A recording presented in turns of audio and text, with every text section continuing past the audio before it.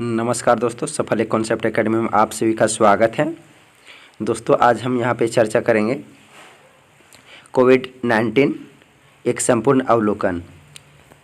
तो जैसा कि आप लोग जान रहे हैं कि 21वीं सदी की ये जैविक महामारी है और यहाँ पे पहला आपका जो पॉइंट है वह है कि वायरस अर्थात विषाणु क्या है। तो देखिए यहाँ पे जो विषाणु के विषय में बताया गया है कि वायरस एक लैटिन शब्द है और जिसका अर्थ जहर अर्थात विषाणु होता है। वायरस जीवित और मृत प्राणियों की सीमा रेखा पर है। ये जीवाणु की तुलना में बहुत छोटे होते हैं। इनका आकार जो है वो 18 नैनोमीटर से लेकर 400 नैनोमीटर तक होता है। वायरस पोषक कोशिका निर्भर कण है और वे अपनी संरचना के निर्माण के लिए पोषक कोशिका मशीनरी का उपयोग करते हैं। रासायनिक दृष्टि से ये प्रोटीन आवरण से घिरे न्यूक्लिक अम्ल के खंड हैं। अब ध्यान में रखेंगे कि जीव विज्ञान की वह शाखा जिसके अंतर्गत विषाणुओं का अध्ययन किया जाता है विषाणु विज्ञान कहलाता है। विषाणु जीवित कोशिका से युक्त किसी भी जीव को संक्रमित कर सकते हैं, जैसे पशु, पौधे, कवक, जीवाणु, मनुष्य आदि। अब आगे का पॉइंट में है कि कोरोना वायरस क्या है। तो सभी कोरोना वायरस घिरे हुए आरएनए वायरस होते हैं। इसका आकार 120 नैनोमीटर से 160 नैनोमीटर तक होता है। यह प्राणियों से इंसान में फैलते हैं। यह कोरोना वायरस परिवार का सबसे नया सदस्य है और एक संक्रमित इंसान से दूसरे इंसान में प्रवेश करने में सक्षम है। चलिए अब कुछ की पॉइंट जान लेते हैं कि कोरोना वायरस का नामकरण कैसे हुआ। तो ध्यान में रखिएगा कि प्रारंभ में एक नए किस्म के कोरोना वायरस के कारण इसे नोवेल कोरोना वायरस 19 का नाम दिया गया, जो अस्थायी नाम था।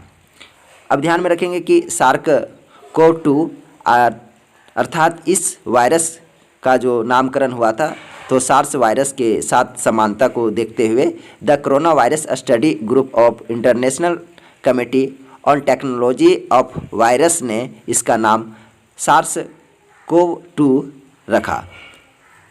अब ध्यान में रखेंगे कि चीनी वायरस या वुहान वायरस, तो अमेरिका के राष्ट्रपति डोनाल्ड ट्रंप ने इसे चीनी वायरस की संज्ञा दी और चीन के वुहान से इस वायरस की उत्पत्ति मानी जाती है, इसलिए इसे वुहान वायरस भी कहा जाता है। लेकिन ध्यान दें कि वर्ल्ड हेल्थ ऑर्गेनाइजेशन ने चीनी वायरस या वुहान वायरस कहने पर लोगों की निंदा की थी। कोविड-19, अब यहाँ पे है कि वर्ल्ड हेल्थ ऑर्गेनाइजेशन ने घातक कोरोना वायरस का आधिकारिक नाम कोविड-19 रखा है, जिसमें को का अर्थ कोरोना, वी का अर्थ वायरस तथा डी का अर्थ डिजीज अर्थात बीमारी है। चूँकि इस विषाणु की पहचान पहली बार 31 दिसंबर 2019 को चीन में हुई थी, अतः अंत में वर्ष 2019 का जो 19 अंक लिया गया है वह 2019 के लिए लिया गया है। अब ध्यान में रखें कि कोविड-19 संक्रमण के लक्षण क्या हैं।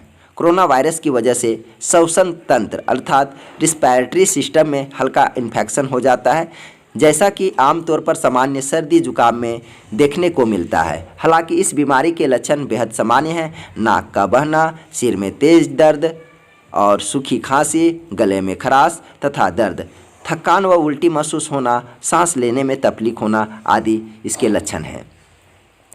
ध्यान में रखें कि अगला यहाँ पे जो की पॉइंट आपका है कि कोविड-19 कैसे फैलता है। तो ध्यान में रखेंगे कि यह संक्रमित व्यक्ति के शरीर से निकलने वाले तरल पदार्थ जैसे लार, बलगम या छींक के दौरान निकलने वाली छोटी बूंदें जो ड्रॉपलेट्स बोलते हैं, जिसे जब हवा या आसपास की सतहों पर फैल जाती है और कोई अन्य व्यक्ति इस संक्रमित सतहों को छूकर अपने चेहरों को छूता है तो वह भी कोरोना वायरस से संक्रमित हो जाता है। नेक्स्ट का पॉइंट है यहाँ पे आपका कि मानव शरीर में कोविड-19 के प्रवेश एवं बाहर निकलने के स्रोत जो हैं वह है मुंह, नाक, आँखें। ध्यान में रखेंगे कोविड-19 से बचाव के क्या उपाय हैं। ध्यान में रखें कि बार बार हाथ धोएं। जब आपके हाथ स्पष्ट रूप से गंदे ना हो तभी अपने हाथों को अल्कोहल आधारित हैंड वॉश या साबुन और पानी से साफ जरूर करें। खांसते व छींकते वक्त अपने मुंह और नाक को टिश्यू या रुमाल से ढकें। प्रयोग के बाद टिश्यू को किसी बंद डिब्बे में फेंक दें। अपने हाथों से बार बार आँख, नाक या मुंह ना छुएं। भीड़भाड़ वाले स्थान पर ना जाएं, वहाँ पे जाने से आप बचें। बुखार, सांस लेने में कठिनाई, सूखी खांसी या गले में दर्द होने पर नज़दीकी स्वास्थ्य केंद्र में जाकर डॉक्टर से तुरंत संपर्क करें। डॉक्टर से मिलने के दौरान अपने मुंह और नाक को ढकने के लिए मास्क या कपड़े का प्रयोग जरूर करें। आपातकालीन नंबर जो सरकार द्वारा उपलब्ध कराई गई है उस नंबर पर आप कॉल भी कर सकते हैं।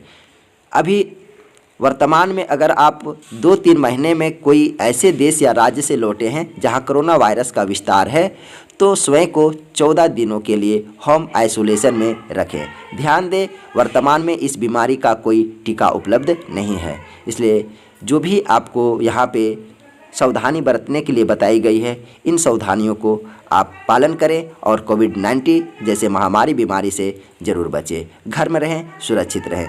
दोस्तों, अगर यह वीडियो आपको पसंद आया हो तो कृपया करके आप मेरे चैनल को सब्सक्राइब करें और वीडियो को लाइक करें और दोस्तों अधिक से अधिक इस वीडियो को शेयर ज़रूर करें। तो दोस्तों आज इतना ही, धन्यवाद।